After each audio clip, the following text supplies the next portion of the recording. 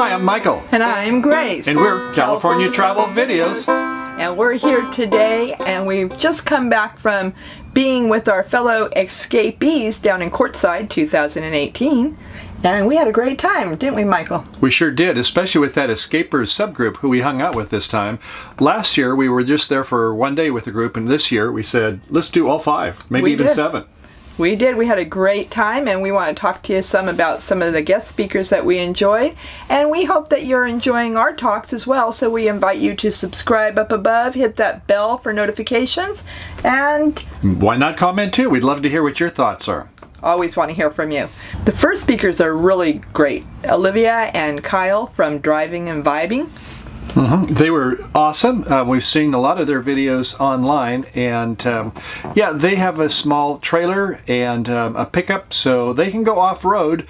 We have a 25-foot Class C, and so, well, maybe we don't go the same places they do, but it's wonderful with the Xscapers subgroup that they have these convergence get-togethers where you can learn a lot about different things that people have expertise in who do guest lectures. So the talks were really great, I thought. Oh, I loved them. They were so beneficial, and things that I had never considered before, websites I didn't know existed. Some of the ones that they pointed out were, as an example, the city and county state parks. If you contact your city and your county in the local areas, they'll let you know if you can hang out there and camp that night. Yeah, there's quite a few of them, and let's see if I can pull some up on the screen right now. So some of the applications that we have, some of you may already be aware of this one. This is the All Stays, and it's called Camp and RV and more for sure. Another one that I hadn't been aware of was the Camp Indium site, which is more for people who are interested in to go off-road. And a third one that, you know, if you're familiar with some of the great stuff comes from Technomadia, they're really good, and they have another one called Public Lands, and they have overlays on there. So if you want to see just an overlay for, let's see if I can pull it up, some of the different areas. Let's see, I'm going to fiddle around here and see if I can get it up, so to speak. Oh, here it is. Okay, so you can enable different layers. See over on the side here, you can have where you have different legends that you toggle on and off. You know, wasn't even aware of some of these spots like BLM, sure, U.S. Forest Service, yes. But as we get down there, National Monuments, Army Corps of Engineers, Fish and Game, Bureau of Reclamation, Tennessee Valley Authority, and more. Lots of different things are on these sites. There are, and when you're out boondocking, some of the things you always want to keep in mind is to have enough water with you, to have your gear, to have your food. So they have a lot of different tips and tricks of how they do it, and some of the websites that they use, like to make sure that they're always in touch, how they get Cellular Network. One of those websites was Find Tower. It's an app, so that's really nice. So you know you're going to stay connected with your friends and family and you.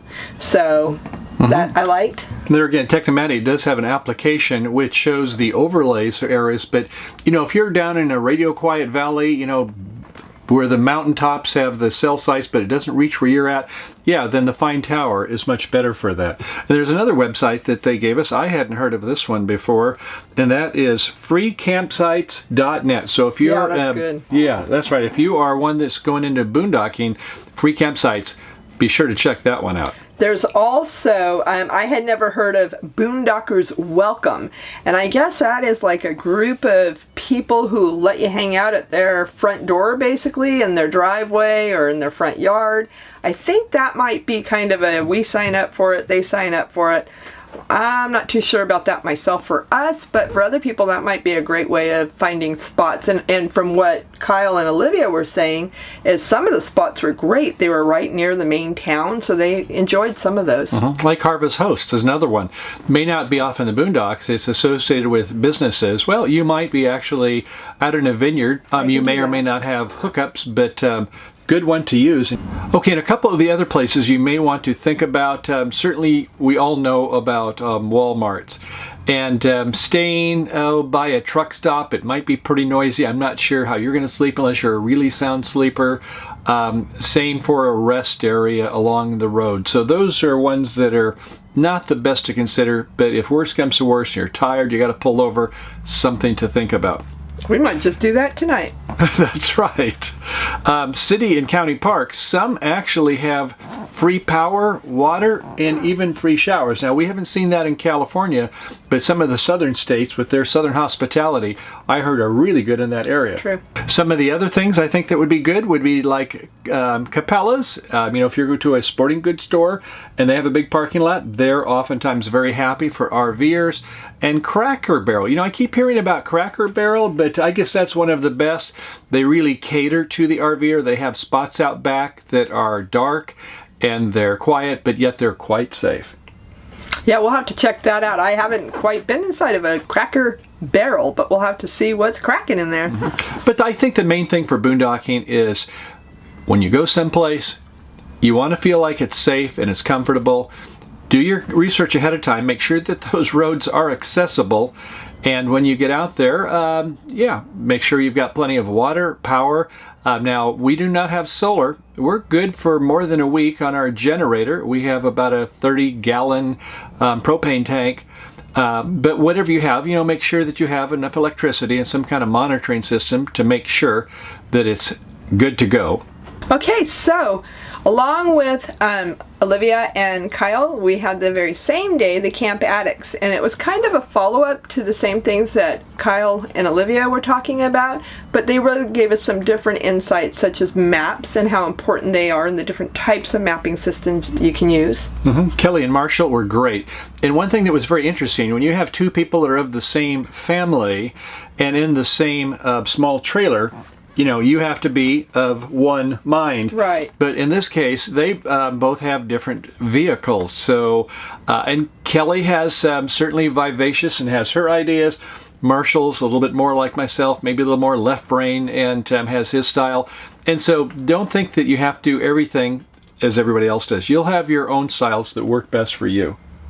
Most definitely, and one of the things that I really want to find out more about, Michael probably already knows about it, but there's water stoppers. So when you are taking a shower or washing your hair, it'll shut off the water and kind of provide that instant hot. So I'm going to have him do some more research on that for me. And some people, when they're letting the water warm up, is that they will have it where it all goes in a bucket so that they can use that for other purposes as the water is warming up. So consider that. But here again, they were talking about if you go somewhere and don't feel good vibes, go somewhere else. But realistically, if you are somewhere like, say, a major city, it's an urban area, you probably have less safety there. So if you're kind of hanging out on the outskirts of Las Vegas or somewhere, you're probably going to be not as safe as if you were out where there are no other people around. Exactly. I know I always had some fear of that. You're out there in the middle of the night and there's nobody around anywhere. And they don't want to be around. If they did, they'd be there. Oh, and one of the tips that they gave for other people is, I think I know where you're going with this one. When you see boondockers that are out in nowhere and you want to be a boondocker out in nowhere, don't go park next to those people because they're there by themselves out nowhere for a reason. So us city slickers, though, we have like an affinity to have closeness to others. Right. So we say, it might be safe to be somebody else. Well, you don't want to pull up within 50 or 100 feet. Start up a big generator that's going all night. Have the kids out playing with the outside TV. That is not so cool to do. Dogs barking. Yeah, not cool. Drinking in the wee hours of the night. Exactly. Also, if you have fear of maybe animals being attacked by a cougar, lion, tigers, bears, anything like that, from what I understand, as far as Kelly and Marshall and Olivia and Kyle, they said they've never had any issue whatsoever. And in fact, we're going to talk some more about trips to Alaska. And you'd think in Alaska, if there's going to be a bear every square mile, that might be an issue, but that isn't either. So don't let those fears scare you.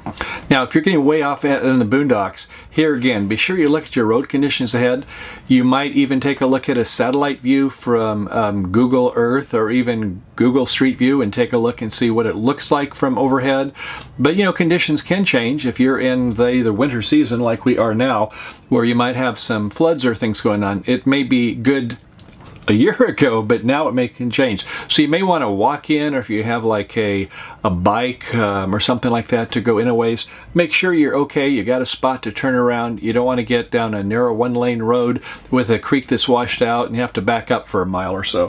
And to always check your map sources, not once, but maybe twice or 3 times, because there are quite a few different ones out there. We've got the Google Maps, we've got Siri, and a lot of people are saying, and we're experienced in that as well, that might not be so reliable.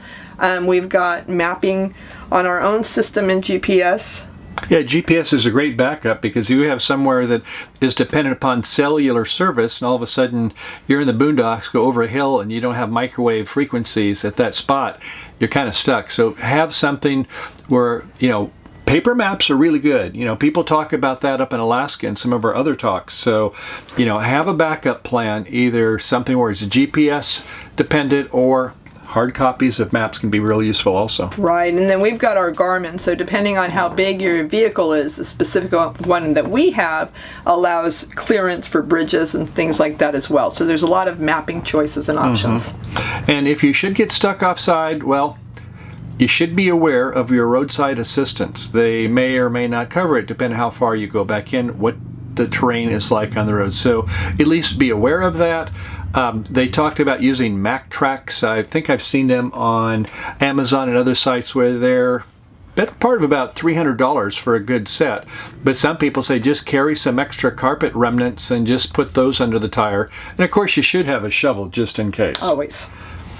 Oh, and one last thing is be sure people know where you're at before you go.